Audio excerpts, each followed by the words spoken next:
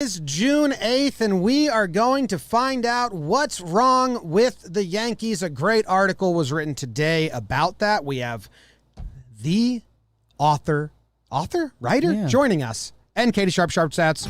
What's wrong with these Yanks? Are they stink? Let's talk about it. Talking Yanks with old Jomboy, Jake.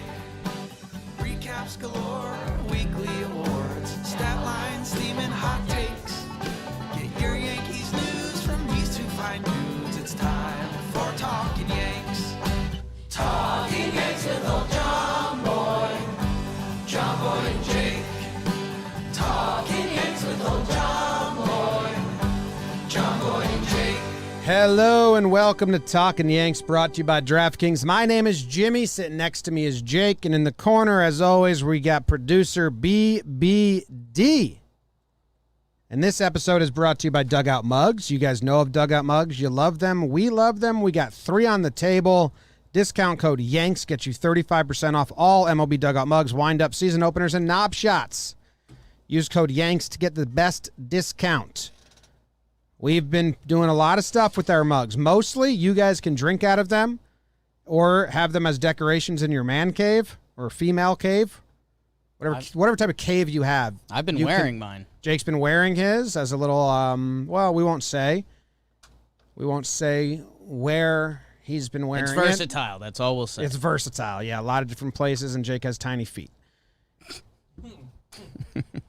You were referencing your feet, right? Dugout mugs. Like clogs. It's like a clog situation for you. They're bats that you drink out of now. Bats that you drink out of. Comically small hands. Made out of baseball bats repurposed as mugs. Discount code YANKS. Jake, how you doing? James, David, everyone live right now, everyone not live right now. Doing all right. Off day yesterday after, 13-game stretch, something like that. So reset the engine a little bit. Needed a little off day, little grocery shopping. And, yeah, I mean, it's kind of buckle up for this Twins series. We're seeing 2 former Yankees on the bump.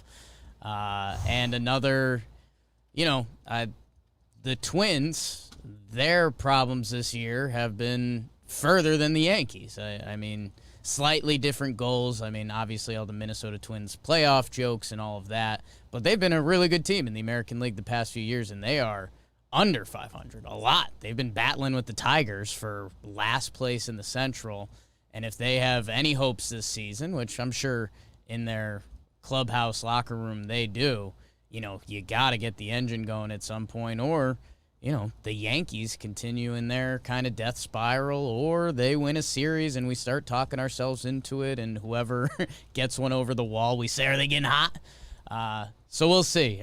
But yeah, man, I'm really excited for today. I mean, we're going to have 2 smart people on today's episode, which we've never had. BBD's smart. BBD's pretty smart. So maybe when Katie Sharp and him are on. So then 3 smart people on the episode today? Mike Petriello, Katie Sharp, with the Sharp stats that I think is related to all of it. So it's kind of one big conversation. The Yankees' offensive woes. I like it, and if you don't follow Mike on Twitter, go do that. He's very good at making the analytics digestible, and his article is very readable. And I'm excited to talk about the article a little bit and see, what stock would he actually buy? Like, I love the ripple effect always. And, we're hoping Voit comes back at some point, and that would be a giant leap from the Yankees' first base.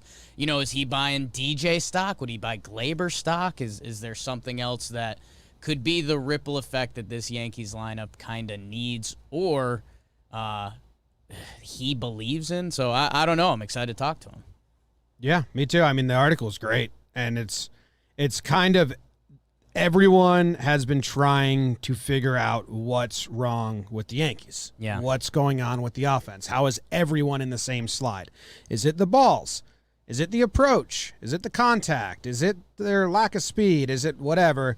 And Mike does a great job going through everything it's not and then everything it kind of can be. So let's give him a call.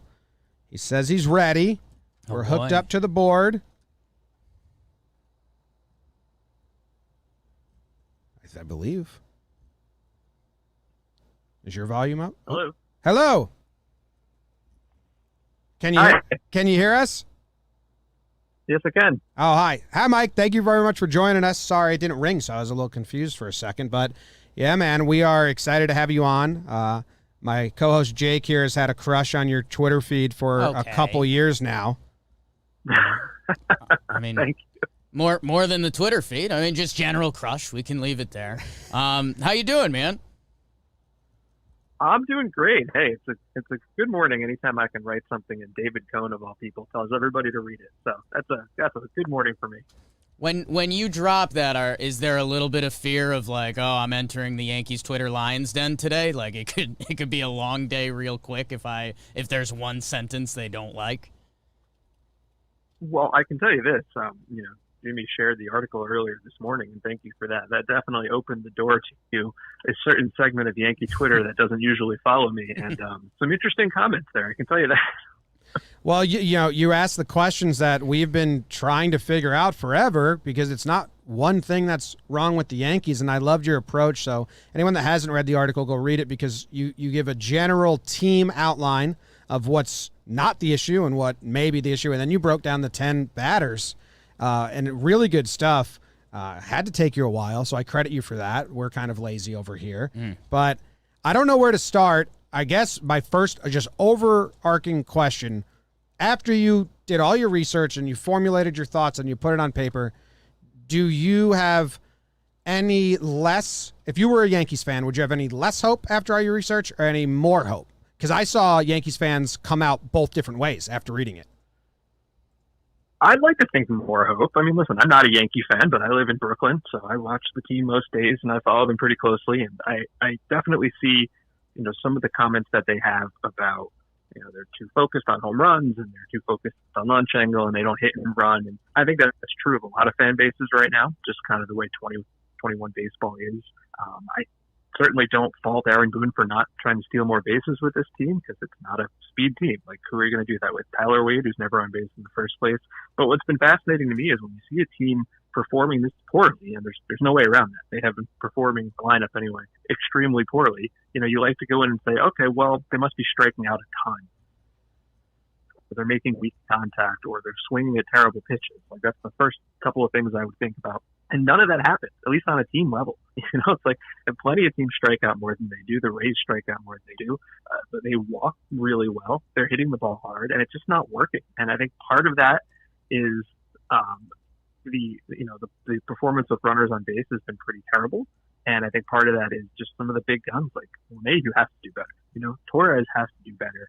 And I'm kind of like in the middle. LeMahieu cannot possibly be this bad for the rest of the year. Like, that can't happen. I refuse to believe we live in a world where he's going to stink this badly. He will be bad, But when you look up and down the lineup, it's like, if he doesn't, I don't know what to do, right? Like, you can hope Urshela does better, and I think he will. And you can hope Frazier does better, and I think he will. I don't have a lot of confidence you're going to get much more from Brett Gardner. I don't think you're going to get much out of Rudy Odor. And it kind of just lands back on LeMahieu and Frazier and Torres. Like, if they do better, the team will do great. And if they don't, you're toast. It's not going to be about acquisition. It's going to be about those three guys improving from within. Yeah, and I think the other thing, because obviously it's not an exciting time in Yankee land. I mean, every time you see a stat come out and it's, worst offense in 73 or, 1901, all that kind of stuff. And I'm trying to think of the recipe to get back, and you laid some of it out there. Obviously, if Luke Voit can come back and look like any semblance of Luke Voit, that changes. The Yankees have had the worst offensive production from the first base spot. If you had to buy stock in someone to come back, it sounds like you're saying DJ, because he can't be what he is now. I guess that just turns into a question of, what is he? Can he be an 800 OPS DJ LeMahieu for the second half of the season, or what's the hope there? I mean, do we start banging the Glaber drum? What else? I'm kind of into Urshela coming back. I mean, because when he makes contact, it's been really good, strong contact. It's the best quality of contact in his 3 years as a Yankee. And his problem has just been strikeouts, and that's not really been a team-wide thing necessarily. It has been for Gardner. It has been for Urshela, but, he hasn't been fully healthy. The knee has been an issue. He's had one of the largest strikeout rate jumps in baseball, and that's never been his game. He's always been a high-contact kind of guy. And I haven't really found anything that indicates he suddenly has forgotten how to make contact anymore. It's interesting because he's swinging through fastballs more than he is breaking balls. And that doesn't seem to me like something that's going to, sustain for the rest of the year. So I'm pretty in on him doing better. And I'm pretty in on Frazier doing better as well. I know Frazier is like a huge whipping boy because his defense has taken a big step back. He's still hitting the ball hard, and he's still hitting it about as often as he used to. He just kind of has this weird combination of ground balls and pop-ups, which doesn't lead to production at all. That doesn't seem to be sustainable either. So if you're asking me which two guys do I have the most confidence in doing better, it's probably Frazier and Urshela. I mean, those are the two with the best underlying metrics for me. Frazier's interesting because Katie Sharp, who does Sharp Stats with us, she's kind of head of our fake analytics department here, and she does great work across the board. A while ago, she was talking about and telling us how Clint's bat speed is so quick through the zone and to the ball that he rarely, this was back in 2019 or 2019, I believe, that he rarely makes bad contact. He usually squares it up when he hits it, but it seems this season, is he still barreling it, but it's just going into the ground and the launch angle's off, or is he making worse contact? The pop-out stat is wild. Yeah, the pop-out stat was wild. Yeah, it's weird. It's not usual. You see a guy turn line drives into both too high and too low, right? Like sometimes you'll see, he's hitting too many pop-ups or too many ground balls. He's doing both, which is really weird. That's not a usual thing. I think when I wrote the largest drops in line drive rate from last year, he's on the top three, and the other two guys are Lindor, who's been terrible, and Yasmani Grandal, who's been weirdly good even though he's hitting 150, right? And those are still high-quality teams to be around. So it's really weird to see a guy do that kind of divergence of too high and too low at the same time. And it's hard for me to believe that's suddenly who he is now. Nobody does that in the first place, and that he's done it over 2 months doesn't make me think he's going to do it for 6 months. And you mentioned, Brett Gardner. Obviously, we love Brett, and he's been streaky throughout his career. So we're gonna hold out that he's gonna get a hot streak at some 2 weeks this season. But as we've talked about it, obviously when they traded Talkman for Wandy Peralta, right now the backup center fielders are a combination of Judge, Tyler Wade. We'll see if anyone gets in the mix. There's obviously been a lot of center field Yankee rumors. Does that have to be the play at this point? We assumed coming into this year that the pitching wasn't going to be quality enough, and they've been good. I think they're second in the AL so far this year. Is center field to some degree have to be what they address if they do make a move at the deadline? Yeah, I think so. I know everybody wants to look for a shortstop or a first baseman, and certainly if you can get Trevor Story, by all means, go get Trevor Story. But if you look at the team here, you can't have Gardner play every day. He's not a starting caliber batter anymore.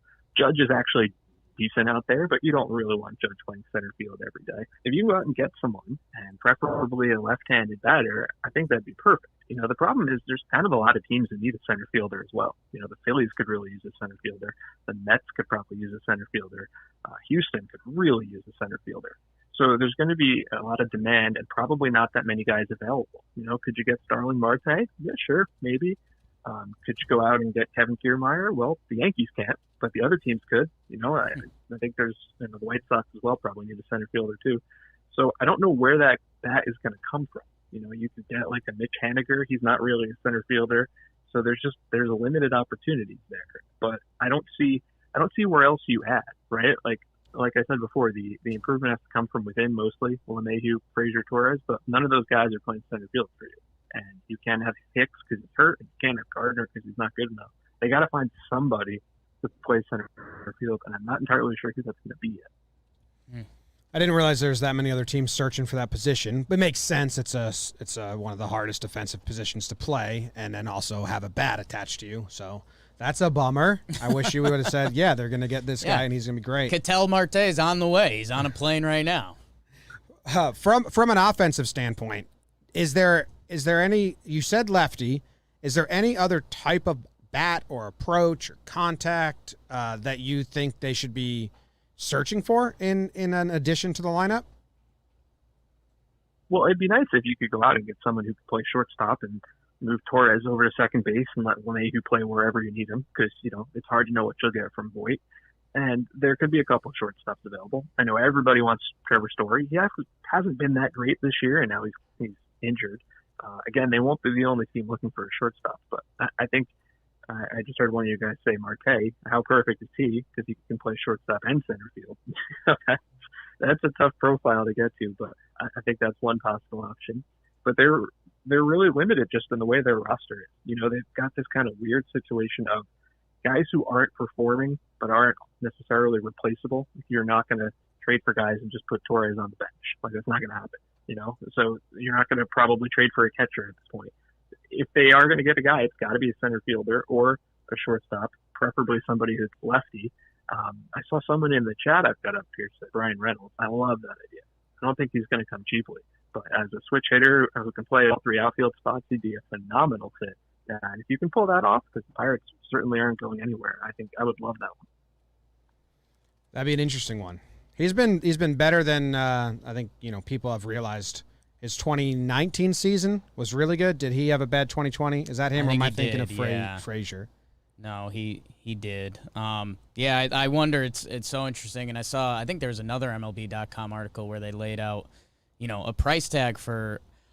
Man, I mean, both of those guys would be significant. I mean, Brian Reynolds is 26 years old. He's got almost 2.5 WAR this year, and the blip on his radar is last year in 55 games. It feels like Cattell would make sense with the Diamondbacks going to last place. But like you're saying, I mean, that turns into a prospect package, and that's obviously another Yankees debate for another time. I don't know. The other interesting conversation I wanted to have with you is the Gleyber Torres conversation, and I want to. So there's my frame of thought on Gleyber, which I think some other Yankee fans has, is at the beginning of the year he was just searching for a home run or for power, and if he had no strikes or one strike, he was swinging out of his shoes. That stopped, and it almost to me feels like they said, "Hey, the ball's dead," or they said, "Hey, it's not going to happen. The ball's dead. Don't swing for home runs. Just make contact," because it's almost like his swing has gotten shorter, his contact has gotten higher, and that's the guy Gleyber was supposed to be when he made his debut. He was not supposed to have power. He was supposed to be a all-around hitter, average guy. So in my head, and this might be just me being happy and positive, I'm saying, yeah, okay, Gleyber has admitted defeat against the long ball this year and is hitting for contact. Do you think? I mean, I think your article, you had it like more worrisome that the power's not there. Am I just being too optimistic with my spin that he's just not going for it anymore? I think that 2019 season where he popped 38 home runs is obviously a fantastic year, but I also think it gave everyone a truly unrealistic portrait of what kind of hitter he was going to be, right? Because that was the year where they were playing with the Powerball, and I think the three of us each hit 15 home runs that year. Mm-hmm. That's how easy it was to hit home runs. That's not who he is, right? But it was interesting to me when I looked. His first 2 years was really good, like 25% above average, and you compare them to the last 2 years where he's only been about 5% above average. He was striking out and chasing way more in the first 2 years. It's weird to think that a guy's striking out less and is worse off for it, but it seems to me that's what's happening. I don't want to say sell out for power, because that's obviously not a good hitting approach. But if he's going to strike out less and just put unproductive balls in play, I'd rather have the strikeouts if they come with the power and the production. Because I know for years the joke around the Yankees is, too many home runs. They rely on the home runs too much. And whether that's true or not is immaterial, because this year they don't have the home runs. Judge has been fantastic. Stanton's been good when he's been healthy, not recently, obviously. But the team is the 6th lowest slugging percentage in the baseball. And how are you the Yankees and have the 6th lowest slugging percentage in baseball? Like, that should not be possible. So if I'm Torres, I would actually go up there and say, listen, man, you got to swing harder. You've got to pound the ball. If you strike out more, that's fine. But we need more thump. Like, this soft contact thing's not working. Yeah, I remember we had an eye-opening, I think it was 2 years ago with Clint Frazier, that his swing and miss was actually kind of a good thing because that increased his hard hit rate so much. That was KT Sharp. We didn't have that off our brains, but that was kind of an eye-opening moment, especially when you start talking about the Yankees double play dilemma so far this year. Is there anything we can do with that? Is it just like, is it time to get religious about the double plays? Because, I mean, we did the math. I mean, slow team hits the ball hard and gets on base. The the formula is there for double plays. Is there anything, or is it just cross your fingers and hope they start going at guys? I don't think they bother me as much as they probably do, when you're watching the game, and that gets super frustrating. Like, this is not a fast team, obviously, so there's that. I like to look at the bright side and say, well, you can't have a double play if you don't put runners on base in the first place. But overall, double plays are less likely now, these ground ball double plays, than they have been in the history of baseball. Because, everyone's striking out. There are fewer runners on. Nobody's hitting ground balls in the first place. So while they're deeply frustrating, especially when they come in big spots, I don't think there's much you can do to avoid them. They're not going to get faster. You don't want them to put fewer runners on base, obviously. The best thing you can do is have guys go up and, let's say, DJ LeMahieu, not hit grounders anymore. Pound the ball in the air. You won't have ground ball double plays. And I'm not worried about that much. I'm a little more worried about some of the bad base running decisions. I don't like necessarily to look at guys throwing out on the bases because sometimes that's good. Sometimes being aggressive is good. But that's not really what I've seen. I've seen a lot of mistakes, and I'm sure that kind of backs up the eye test of what you guys have seen as well. Yeah, they are the slowest team in baseball and don't realize it. And it should be station to station for a lot of them. Judge and Gardy. Wade if he's out there. Other than that, like you even pointed out, Clint Frazier is all of a sudden slow. It's weird. Bizarre. One last question. Jake had this one. I know you're not going to have the numbers offhand, but if you were to take all of Aaron Judge's numbers out of the overall team vibe, how dreadful does it really become? Oh, that's grim. I would like to think that's true for every team, right? Like if you go to the Angels and you take Mike Trout out of their lineup, how bad is that? But oh man, that's grim. Think about it this way, right? They are the team with the 6th worst slugging percentage in baseball, and that is with Aaron Judge slugging .540, which is like a top dozen or so rate. So if you take him out, this is probably the worst Yankee offense ever. Let's say ever. Let's just say ever. Huge. Easy. Huge. Oh, man. Yeah, and I guess my final thing would be, do you have any, you mentioned you watch a chunk of Yankee games. We're dialed in for every game. Is there anything analytically that you need, any bad takes for us that aren't backed by any data? Is there anything we can confirm or deny for you? Well, I was just looking this up this morning. It's funny. I'm not the hugest fan of batting average, obviously, but if you look at the Yankees on 1 strike or 0 strikes, they're terrible, right? 3rd worst. You look at them at 2 strikes, they are the 6th best. And I think everybody likes to talk about, where's your 2-strike approach? And maybe that's it. Maybe they're showing it, and, it just isn't coming through because everything else has been so dreadful. Wow. Good 2-strike hitting team. What a good note to end this one on. Thank you very much, Mike. Hey, well, thank you very much for joining us, man. I appreciate it. That was awesome. Great article, and thank you for all the insight. All right. Thanks, guys. Take care. Appreciate it. Thank you. All right. Now we are all smarter. Everyone go tweet at Mike. Tell him he was great. Thank you for making me a touch smarter. And then you can thank Rise. At Mike_Petriello. You can thank Rise for fixing your sleep. Whoa.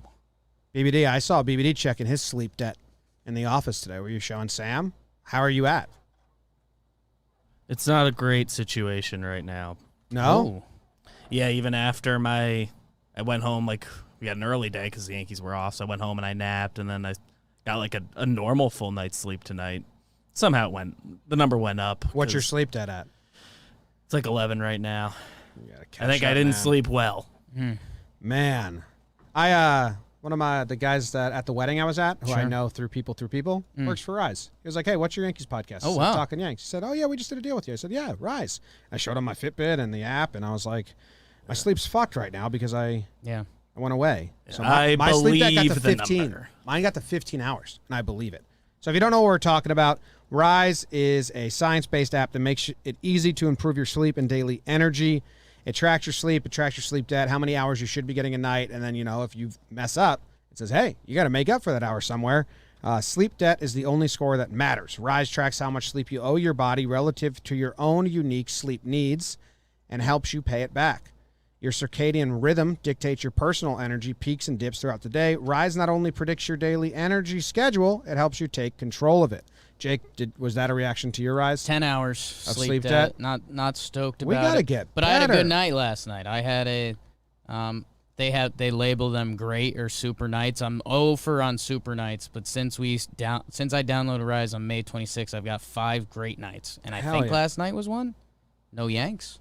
No Yanks. That helps. Now we're gonna have bad sleep because the Yankees play 8 They're all o'clock 8 starts, o'clock and games. Thursday we have to record after the 8 o'clock start. So This weekend, I almost got into the great area. you know, step was pretty 1 stoked. is Rise is allowing us to be conscious of it.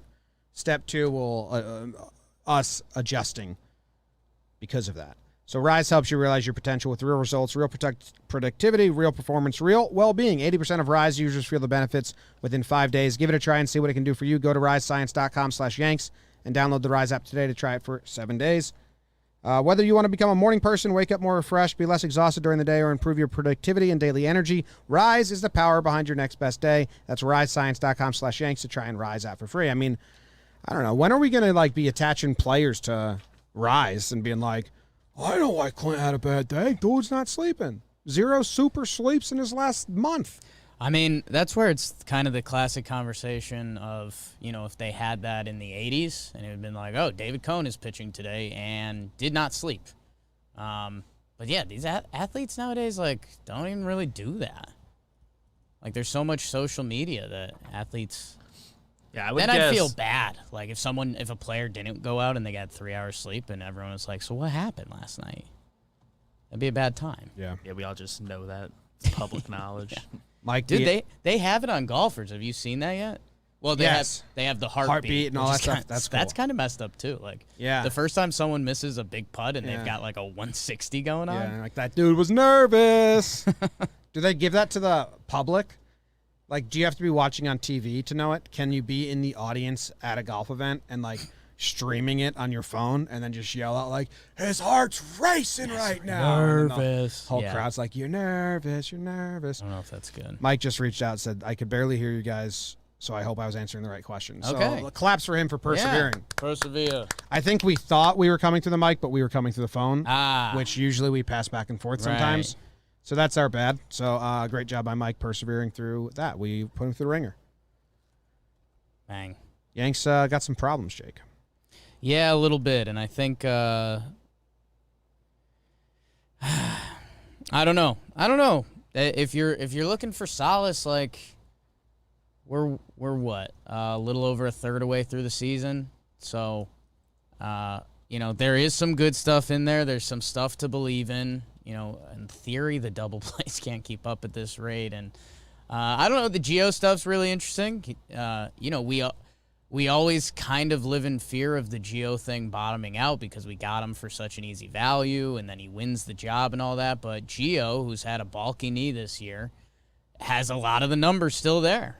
I'm leaning pretty heavy on Gio's Batlin, and it zapped him of some of his power I like that. or timing on his swing. I'm deciding to be very optimistic with Gio and Glaber And I guess offensively. those guys are guaranteed to be in there every day anyways, so let's believe in that. Same with and DJ can't be this bad. So Yeah. there's stuff to believe in. Yeah, it's at least not going to be this. No. Not going to be this. All right, we also have a sharp stat which dives more into this topic. Yes. Let me check my email to see if we got the odds yet for tonight's game. I don't think we do. Maybe I'll wait till afterwards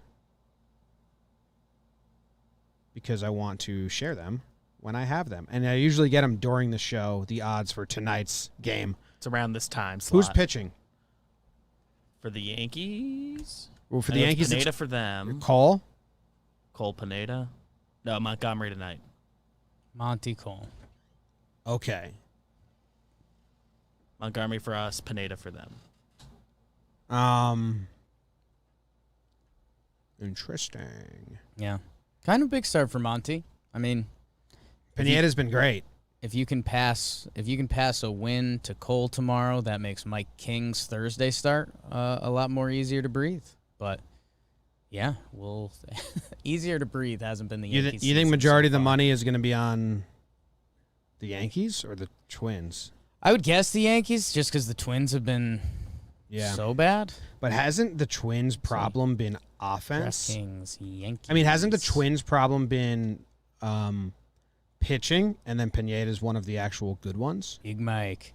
Oh, he had a bad start against Baltimore. He's coming off a stinker. Raised his ERA from 2.62 to 3.40, so all the money's going to be on the Yanks. Big Mike blew it. Big Mike. He's having a great season. Yeah, Yankees are the favorites today, but it's close. How close? Oh, actually, it's basically a pick 'em.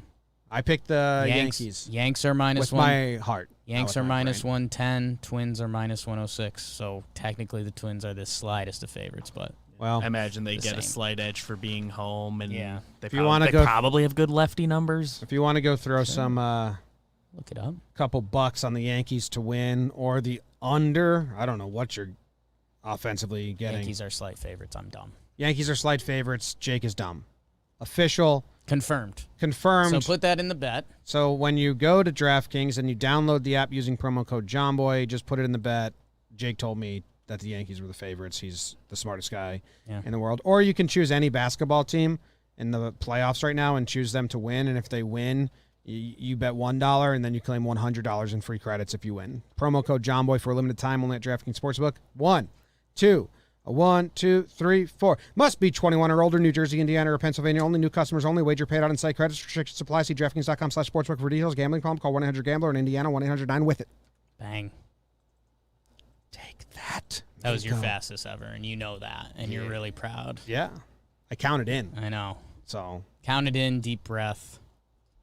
people are impressed. It's a rolling start. And Like the sprinting. chat, It's like the a live audience right now 100-meter is race. Like, hey, you I don't got want a to. rolling start. I don't want to let people know that I'm impressed, but that was Sure. fairly impressive. Proud of you. Jimmy should go take McMahon's job. No. I think McMahon retired, Yeah. so it's fine to say that. It's McMahon's someone else's job new now. replacement. That's still not nice. I don't know who does it. Right. Erica Horowitz, she was great. Anyway, sharp stats. I have Katie's phone call right here. Hey guys, what's up? It's the Queen of Stats, Katie Sharp, back again. Another edition here. Alright, so guys, yes, the Yankees offense stinks. They're terrible. And while a lot of people are focusing on all those double plays that they're hitting into, I want to focus on what they're doing when they actually hit the ball in the air. Because it's not pretty. It's maybe even worse. And I think it's one of the most underreported parts of this failing Yankees offense. So what I did is I looked at all balls hit in the air, that's fly balls and line drives, that did not become home runs for the Yankees. And if you look at those, they have the second lowest slugging percentage on non-home run fly balls and line drives, second lowest in the majors. If you just look at fly balls that didn't become home runs, they have the absolute lowest slugging percentage on those batted balls. And you're going to say, okay, well maybe they're just hitting a ton of can of corns or whatever. They're not really impacting the ball. They actually have the second highest average exit velocity on fly balls and line drives that don't become home runs. So they're hitting the ball hard enough. But what I really want to focus on, what I think the real root of the problem is that it's actually a condition of the defensive positioning by the opponents. So if you look at the average starting depth for outfielders, and I looked at just road games against the Yankees, the average starting depth for left fielders of opponents, the deepest in the majors against the Yankees. Center fielders, the deepest. Right fielders, the 12th deepest. So essentially all the opponents, they're playing their outfielders much deeper, which means that they can, let in a few singles, but they're taking away all those extra base hits on those fly balls. And it's also a lot easier to catch balls when you're coming in than to catch balls when you're going out. So, I don't know, this Yankees offense is broken, and, even when they hit the ball in the air, they can't get hits, they can't get extra base hits. It's a mess, guys. I don't know. Thanks, Katie. Sharp stats. Yeah. Because this is the Gary Sanchez defense. Yeah. We were trying to tell this to Trevor Plouffe on Talkin Baseball, and he didn't really buy it. I also read another article that said third basemen are playing 10 feet further back today than they were a decade ago. Yeah. So there's just so many more outs on hot shots to third because no one's bunting anymore. And you see the defensive alignments. It's wild. I mean, look at some of the defensive alignments on the slower players in the league. If you look at a Pujols or someone like that, I mean, it's wild where people are standing on the field. And yeah, the Gary Sanchez thing, we've talked about it for a while. How many left fielders basically start on the warning track when Gary catches one, and it's kind of right there, and you say, and if we're talking fears, this has to be a big one, because this kind of feels like the game has moved quickly in the past 5 years, and this feels like one of the things that the Yankees front office, analytics team, however you want to phrase it, may not have calculated for. We obviously know they love the hard hit stuff. Look at Judge and Stanton and hell, Gary. Like, those three, I mean, Stanton is changing the world and how hard he hits the ball. Judge is a beast. Gary when he's right. We've kind of seen Gio break out because of it, Voit. But with the lack of speed, outfielders can play as deep as they want. They're not worried about guys stretching singles into doubles. And I think there may be a predictability to how these guys hit. I mean, look at the way the Rays shift on us some at-bats. I think they showed it on DJ LeMahieu. The infield looked like a normal infield. The outfield was shifted full right. Like, their left fielder was basically playing a center field. Kiermaier's and right. So, yes, the hard hit numbers and some of that is awesome, but when there's no speed to make you worried about turning a single into a double or a ball down the line, and we have numbers that if Gary Sanchez pulls everything, you can defend that a lot easier, where you're right, and I know different things go into BABIP and expected slugging and things like that. I'm actually talking about some of that on our Talkin' Baseball tomorrow, that the analytics haven't fully figured that out yet, that we've seen so much. We could do a highlight reel of Gary Sanchez 330 feet line drives that have an expected batting average of 880, but they didn't. Their expected batting average was 0 because they were right at the left fielder. Yeah. Yeah. I mean, for anyone that maybe missed Katie's voicemail, on road games, the Yankees left fielders play deeper against the Yankees than any other team. Center fielders play deeper against the Yankees than any other team. Because the Yankees are hitting the ball hard, second highest average velo on balls hit to the outfield, second lowest slugging. So they're just predictable. They just play them real deep and just catch everything. And you hope there's a little bad luck involved, but yeah, A plus B equals C there. It all makes sense. That makes me a little nervous. You don't like it? I don't like that. Because it's bad stats? Yeah, I mean, it's, we've, on our Talkin' Baseball, we've done a lot of conversations about the shift and is it bad for the game? And, if you do it with the infield, can you do it with the outfield? And what does that look like? Are we putting lines on a beautiful baseball field? No. Baseball would be a much better product if every player had to start in an area and run after the ball. The traditional, what you picture a baseball field. I said this on a podcast on air before I knew the Yankees were the worst at getting jobbed by this or whatever you would say. Right. Like, no, it's just, think about it. If a line drive's hit to the warning track and the guy is just standing there and catches it, that's not exciting for a casual fan who has no interest in the game at all. Yeah. If a guy hits it to the warning track and the left fielder makes a running in stride catch, that's entertaining. So that's a bigger issue that baseball's facing again, and people get very upset when I voice that opinion. But the product would be more entertaining. And Lindor said the same exact thing. I mean, Bob Costas said it on our winter meeting special. Yeah. We have all these but people get upset when you say that. Incredible athletes that, a running catch in left center is a lot better than if you shift it over there and it's just a caught fly ball. Yeah. And I was, when looking around Yankee Stadium, I always picture you'll see these balls off the bat, and you could do it with Gary or whoever it is. Even DJ to right field, some of the balls that get caught off him now, those used to be doubles, which are one of the most exciting things as a hit. When a ball goes into the corner and there's going to be a play at second base, I mean, that's stand up your seat stuff and see if they're going to get in there. And a lot of that has been taken away from the game. So I understand why, and if you're the Yankees, this is kind of something you had to see coming as a trend with more defensive shifts and where the outfield is standing. That I'm worried it kind of moved faster than they anticipated, and hopefully those Yankees numbers level out a little bit, but the math checks out. The math checks out, and it's not good. Hey, we've been doing this on this episode. Sure. Guessing the lineup. Yes. It always breaks my heart, and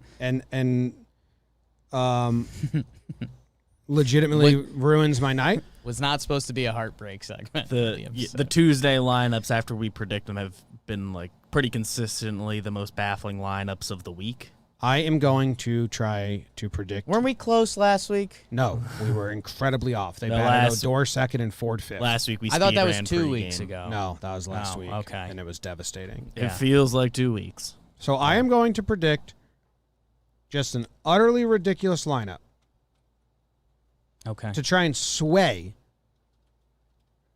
the results. You're going full ridiculous. We have tried to predict normal. Hey, this Yeah. is the lineup I would play. Right, And then they play the dumbest lineup in the world. right. So I'm going to try and do something realistically as unrealistic as I could be. Okay. I'll have Talk DJ. through I'll it. have DJ leading off. Okay, that seems to make sense. I have Glaber batting second. Sure, why not? Stan sitting. And they're You going to have him announce, sitting. they'll probably announce IL or something like that. Okay. Who knows? I Yeah. don't know. I'm No. predicting bad things to That's happen. not a crazy theory. Judge will be third and DHing. Okay. Urshela cleaning up. Going around. Guardy, 5. Why not? Mix it up. Yeah, mix it up. You got to Yeah. put the lefty there. Have some fun. After Guardy, we'll go Odor. No, that won't. Okay, so Odor 5. Oh my God, it's Odor 5. Mm. Damn it, that's real. Yeah. That's real. But is it too real? That's always the question. Well, if it's 5 or 2. We'll go Clint after him. Then we'll go Gary. Then we'll go Guardy. Then we'll go Andujar. Okay. Let's get Wade in there. Another lefty bat. No chance after an off day. Well, if Judge is DHing, They got Stanton the double off day. Beautiful. it's a triple off day. You got to be careful. Okay. All right, I have something funny. So is that All your- right, now I have a changing it. Stanton is batting third. Okay. He's DHing. Judge is getting his double off day now. He rested Oh, yesterday. okay, I like He's that. resting today. I So like Judge that. is out full of off. Judge is out of the lineup today. I like that. You still got Stanton 3 there. I have Stanton 3. I have Glaber playing short, and heading second. Urshela at third base. Oh, Gittins. Look, let's get Gittins in here. Can get in some run. Maybe they give DJ a day off too. Odor's at. Okay, that's what. Okay, so Odor is at second. Gittins is at first. DJ is going to get the day off. Double off day for DJ as well. He's earned that. So now we have. Okay, hold on. Now we have Gardner leading off, playing center field. Glaber batting second at short. Stan slides to third, DHing. Or Stan, hitting third, DHing. Urshela's cleanup, playing third base. Odor is behind him at first base. And then we'll just go Gittins, why not? Sure. Playing first base. Then we'll go Clint in right field. Gary behind the dish. And then Andujar is in left field. Okay. Gardner, Glaber, Stanton, Gio, Odor, Gittins, Clint, Gary, Andujar. Okay. I'm on board. Certainly, one of Gio or DJ is getting a day today because that would be the most frustrating thing. okay. Well, I mean, you have to give It's the one of double them. off day. Yeah. Yeah. See, you I think they can recover and recoup in just one day? I've got a little They bit. traveled. I've got a different theory going here.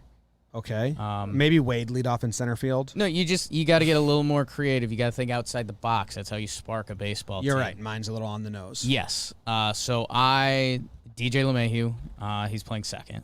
That's nuts. So I have Aaron Judge in the 2-hole, and he's playing right field. Batted second Sunday for the first time. I don't know about that. So my next 1, 2, 3, 4, 5, 6 hitters, they all have a G as the start of their first or last name. Okay. So Giancarlo, Gio, Glaber, Gittins, Gary, Gardner. So you put the G stack in there, and I think that shakes things up. And then In 2019, the G stack was a real thing. yeah, and then you have Clint batting ninth. Calls himself Glint with the guys just Glint. to like feel What's up? part of the crew. What's up, fellow kids? Yeah, call What me do that Glint. mean? Call me Glint today. Yeah, And they're like, Glint. why? Glint is actually kind of a. Glint? I mean, it's Isn't that a word? Like no, that's glimmer. unfortunately. It is a word. I like kind of the sound Glint makes, but if you name your kid that, I mean, it's bad phone calls for life. Clint? No, Glint. If a Glenn and a Clint got married, you could do it. Yeah, Name their son Glint. Glint. What's the Glint's a word. I don't think I've. Glint. Yeah, it's a word. It's similar to glimmer, like a glint and a glimmer. I feel like that's a saying. Give out or reflect small flashes of light. It's like a glint of hope. Would that make sense? Because a glimmer of hope. I think so. Glint of gold in his teeth. Yeah, there you go. All So right. that's the lineup. Those are the lineups. Yeah. Everyone's favorite segment of Talkin' Yanks. Does anyone have a history against Pineda? I guess we can do that on the pregame show. Check out the Talkin' Yanks pregame show. Probably live at around 5. Yeah. Only guy with more than 3 at bats is Rugi. He's 1 for 9, 6 strikeouts. Giving away all the secrets, BBD. 1 for 9 with 6 Ks, huh? Not bad. Believe in do. Not bad. So he's seen him. Seen him. Jimbo? I was about to say that, with my lineup prediction here, I think we've officially forced the Yankees' hand to do the opposite of what we say and put out an actual good lineup. But because I think that, it's a reversing the reverse situation. Out. Lineup's gonna. So you mush the mush. We'll find out. Find out on at 5:30 tonight when we're sitting in these same seats doing the pregame show. Otherwise, go tell Katie Sharp she's the best. Go tell Mike Petriello that he's the best. I was very last minute joining to the show by him. I just DM'd him, said we're going to talk about your article. Want to come on? And he said absolutely. So Come through. So go follow and tell him it was good stuff. Go Yanks. Tell him Grams. Oh, Yankees.